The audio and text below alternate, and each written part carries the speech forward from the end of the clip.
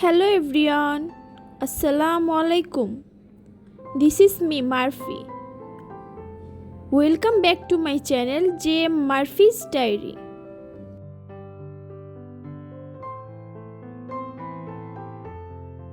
আজ আপনাদের মাঝে আমি আরেকটি ব্লগ নিয়ে চলে এসেছি।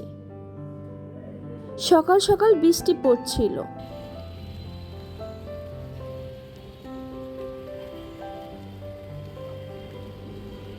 মার শখ হলো তার নাতনির হাতটা মেহেদির রঙে রাঙাবে। ও এখনো এত ছোট, তাই ওর হাতে কেমিক্যাল কোনো মেহেদি ইউজ করতে চায়নি। এর জন্যই ছাদে চলে আসলাম।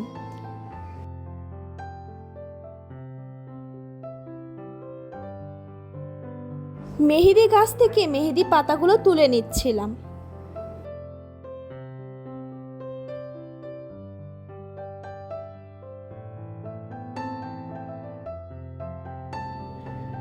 যদিও পাতাগুলো বেশ খানিকটা ছোট ছোট,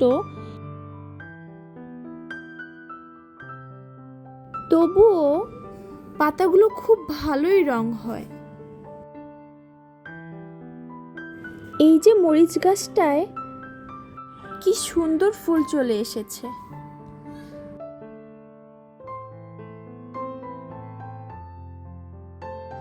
বাসায় এসে বাবুর শুকনো কাঁথাগুলো ভাঁজ করে নিচ্ছিলাম।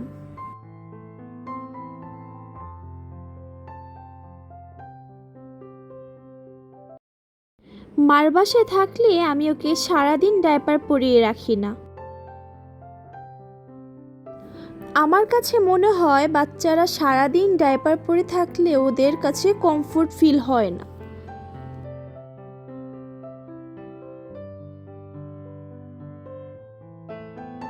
এই যে ভাঁজ করা হয়ে গেল।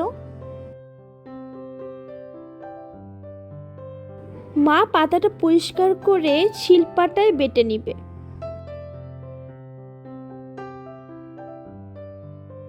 শখের কাজগুলো করতে কিন্তু ভালোই আনন্দ লাগে, তাই না?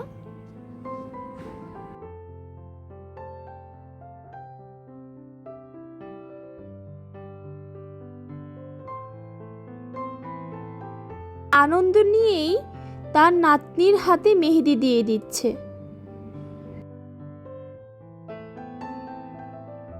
যদিও আমরা জানি বাবু এখনো অনেক ছোট, ও হাতে অনেকক্ষণ মেহেদি রাখতে পারবে না।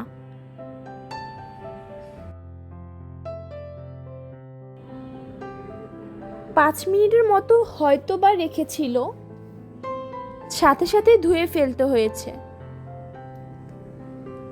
তাতেই মাশাআল্লাহ অনেক সুন্দর কালার এসেছে।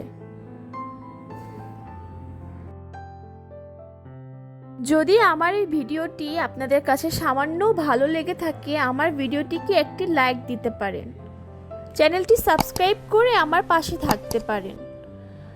যারা কাজটি অলরেডি করেছেন তাদেরকে অসংখ্য ধন্যবাদ। এবার আমার পালা। আমি যদিও অত ভালো হাতে মেহেদি দিতে পারি না, তাও একটু চেষ্টা করলাম আর কি। আমার কাছে অর্গানিক মেহেদিগুলোই ভালো লাগে। যদিও কালার দেরিতে আসে, কিন্তু বেশ অনেক দিনই থাকে।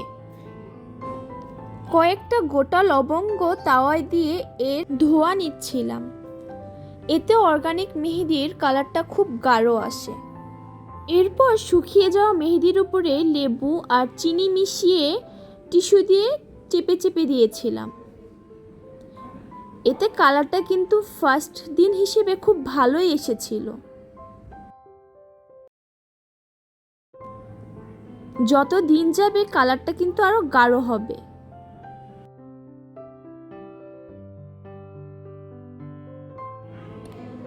একটা কাঁচা মিঠা আম মাখবো। কাঁচা আম যে এত মিষ্টি হয় আমারটা আগে জানা ছিল না। আমটা ছিলে পিলারের সাহায্যে কেটে নিচ্ছিলাম। এতে করে আমের স্লাইসগুলো অনেক পাতলা হবে।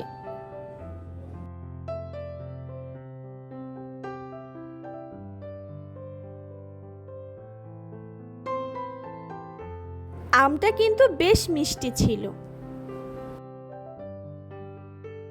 এমনি খেতে খুব দারুণ লাগছিল।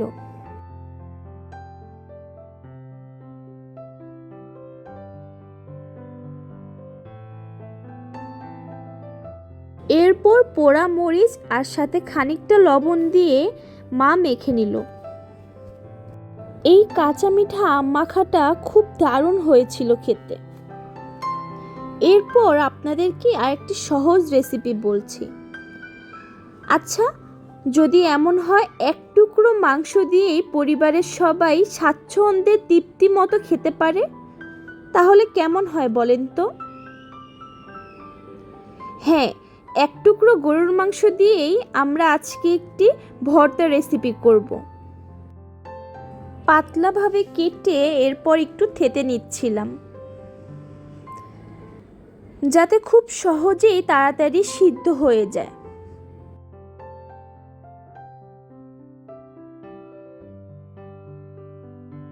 এরপর মাংসটিকে একটু লবণ মাখিয়ে ভেজে নিলাম। এর সাথে গোটা পেঁয়াজ, গোটা রসুন, শুকনো মরিচ আর কাঁচামরিচ একসাথে টেলে নিয়েছি। এবার শিলপাটায় বেটে নেওয়ার পালা। যদিও ব্লেন্ডারে করা যায়, কিন্তু ভর্তা না পাটায় বাটলেই বেশি মজা হয়। এই যে হয়ে গেল মজাদার মাংসের ভর্তা রেসিপি। মাংসের ভর্তাটা এতটা মজা হয়েছিল, আপনি অনায়াসে 2 প্লেট ভাত খেতে পারবেন। এই ছিল আজকের ব্লগ। আসসালামু আলাইকুম।